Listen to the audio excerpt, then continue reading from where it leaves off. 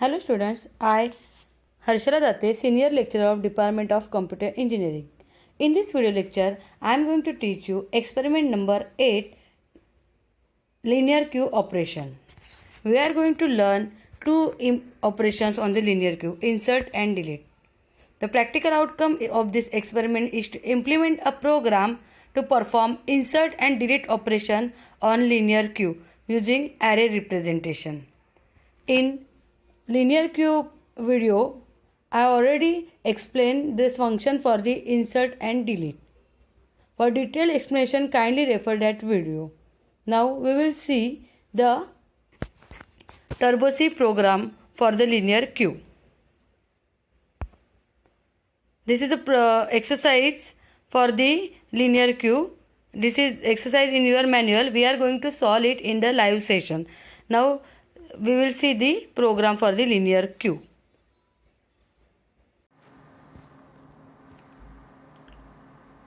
This is a program for the linear cube. Experiment number 8. So these two are the header files. This is the structure of linear cube. As I told you before, for making cube we required one array and two variable front and rear. Q is a structure variable. These are the four functions that we are going to implement: insert, delete, display and initialization. In insert, we are going to insert a new element into a queue at the rear end. In delete function, we are going to delete the element which is at the front location. In display, we are going to display the queue from the front to rear. And in initialization, we are going to make the queue empty. So this is a main. By reading the main, you will understand what will be the output. But before that, let us take a look at the functions. So this is the initialization function. In initialization function, we are going to empty the queue. So f is equal to r is equal to -1 is a queue empty condition. So in init function, we write only this line, that is front is equal to rear is equal to -1. Next function is the insert. If you want to perform the insert operation, there should not be a queue full. So first step, we are checking whether there is a queue overflow or not.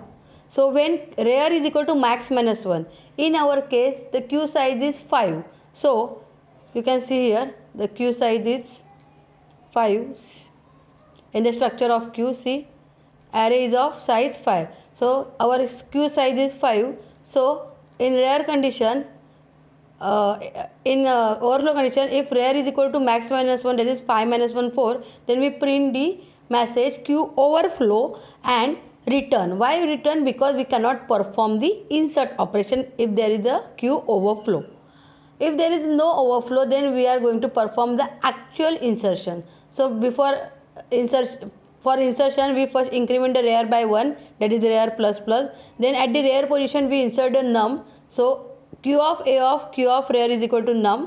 And then this is the condition, q of f is equal to -1. If q of front is equal to -1, means whatever you are inserting the element is the first element. If you are inserting an element into the empty queue, so this is the empty condition, front is equal to -1. So if it is, then we are setting front and rear is equal to 0. The next function is the delete function. I already explained all the function in the linear cube theory video.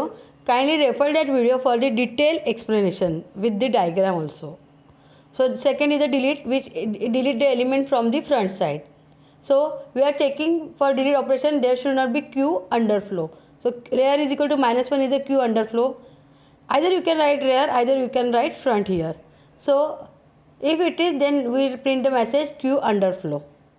If there is no underflow, we are performing actual deletion. So q of a of q of f is equal to 0. So we are making 0, which is at the front location of the array of the queue. Then if f is equal to r, means what? If whatever you are deleting is the last element, so after deleting that element, your queue will be empty. So front is equal to rear is equal to -1. Otherwise, we increment the front. In insert operation, we are incrementing the rear, whereas in delete operation, we are incrementing the front. And the last function is the display. For display, your queue should not be empty. So we first check whether your queue is empty or not. If rear is equal to -1, your queue is empty. Otherwise, you print the display, you print the queue from front to rear. See for loop, I is equal to initialize to front, where a condition is initialize, check whether it is less than or equal to rear, and I plus plus. So let us see the main. In main, we are calling this function. So first we are calling the init function. Init function will empty your queue. So after that, you remember that queue size is 5. So I am calling insert function 6 times. See, first time 10 will be inserted, then 20 will be inserted, 30, 40, 50. So 10 to 50 element will be inserted into queue. But when I try to insert the element 60, the output will be queue overflow. After that, we display the queue. You will get the output 10, 20, 30, 40, 50. 60 will not be inserted because there is a queue overflow. After that, we are going to perform the delete operation 6 times. 1, 2, 3, 4, 5, 6. So first come, first serve. First come, first serve. First in, first out. So 10 will be inserted first. So 10 will be deleted first. So while deleting first 5 element from the function, you will get the message that deleted 10, deleted 20, 30, 40, 50. After, when you call the delete function at the 6th time, you will get the output queue is under flow. And if you now at this line, your queue is underflow. Underflow means your queue is empty. And if you display the queue, you will get the output that your queue is empty. So output will be queue overflow at this line. At this line, your element will be 10, 20, 30, 40, 50. And at this line, display line, you will get the output queue is empty. See output.